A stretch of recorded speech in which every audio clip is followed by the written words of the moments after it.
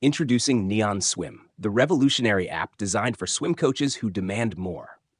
In this video, we'll explore the basic programming of Neon Pace Clock, the pace clock that syncs to your workout. You'll notice on the home screen that Neon Swim has detected a pace clock nearby. Let's look at how to program intervals from a workout we made. We'll start by opening the side menu and going to the Workout tab. Choose a workout. Tap the Pace Clock button on the bottom bar. Now we can select which sets we want to upload to Neon Pace Clock. By default, all sets are selected, but for this demonstration, we'll upload just the main set.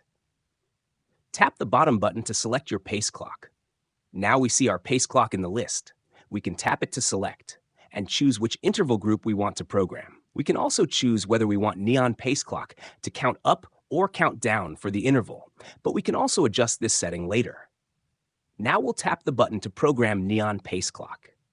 After a few moments, we see that Neon Pace Clock has changed its display and is now showing our interval. Let's look at how to control it.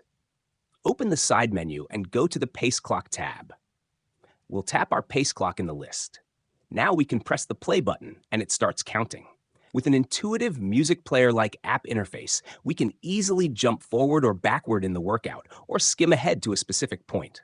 Tapping settings in the bottom left brings up options to adjust brightness, sync with the current time, or change the count mode. When you are done running a workout, just tap Reset, and Neon Pace Clock will resume normal operation.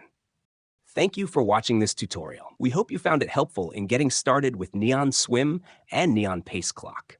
Check out our other videos where we dive deeper into the app's advanced features and advanced control of Neon Pace Clock, such as rep count and send-off sounds. Happy coaching!